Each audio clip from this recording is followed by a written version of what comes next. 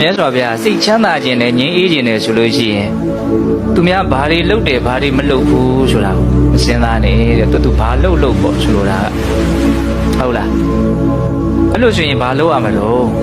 ဘာကိုစဉ်းစားရမှာတော့ဘာကိုဆင်ခြင်ရမှာတော့ဆိုတော့အတနောဝအဝခေယကတာနိအကတာနိသအတနောဝမိမိဣတာလေကတာနိအကတာနိသပြုတ်သောအမှုတို့ကို၎င်းအကတာနိသမပြုတ်သောအမှုတို့ကို၎င်းအဝခေယစဉ်းစားဆင်ခြင်သုံးသပ်ရ၏သူများအကြောင်းမစဉ်းစားနဲ့ဒါနဲ့မစုအကြောင်းစဉ်းစားရမှာတော့ဆိုတော့ကိုယ်အကြောင်းကိုစဉ်းစားလို့ပြောတာဟုတ်တာပေါ့ကိုယ့်အတွက်အရေးကြီးဆုံးကကိုယ်ပဲလေကိုယ်ကောင်းအောင်ဆိုးအောင်လုပ်တာလေတကယ်တမ်းအဓိကကိုယ်ပဲဘယ်သူမှကိုယ်လောက်ကိုယ်ကိုလာပြီးတော့လုံနိုင်တာမရှိဘူးကိုယ်လောက်ကိုယ်ကိုချမ်းသာစေတာဘယ်သူမှမရှိဘူးကိုယ်လောက်ကိုယ်ကိုဆင်းရဲစေတာလည်းဘယ်သူမှမရှိဘူးဒါကြောင့်ကိုယ့်ကိုယ်ကိုအကောင်းဆုံးကင်တွယ်နိုင်တတ်ဖို့အတွက်ကိုယ်အကြောင်းကိုပဲစဉ်းစားကိုယ်အကြောင်းကိုပဲဆင်ခြင်ကိုယ်အကြောင်းကိုပဲသုံးသပ်ရမယ်ဟုတ်လား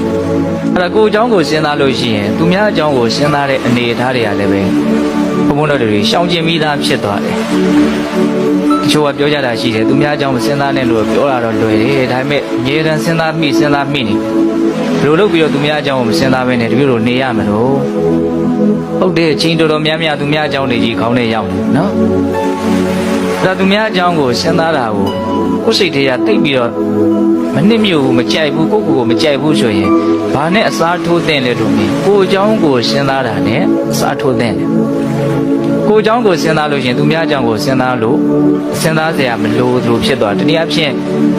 ကိုယ်အကြောင်းကိုကောင်းကောင်းသိလေသူများအကြောင်းကိုသိပြီးတော့စိတ်မဝင်စားလေသိပြီးတော့မစဉ်းစားခြင်းလေစဉ်းစားဖို့သိမလိုအပ်ဘူးလို့နားလေပေါ့ကိုဘုံဘုံတို့ကကိုယ်တိုင်ဘုံစဉ်းစားကြည့်တယ်နော်ဘာကြောင့်သူများအကြောင်းတွေကိုခေါင်းထဲရောက်နေလေကိုယ်အကြောင်းကိုခေါင်းထဲကိုသိမထဲလို့ကိုအကြောင်းကိုခေါင်းထဲမထည့်တဲ့အခါကျတော့ကိုအကြောင်းကိုမှန်မှန်ကန်ကန်မသိတော့သူများအကြောင်းတွေကိုစိတ်ဝင်စားစရာကောင်းတယ်လို့ထင်နေတာတကယ်တမ်းကိုယ့်အတွက်စိတ်ဝင်စားစရာကောင်းဆုံးကကိုအကြောင်းပဲ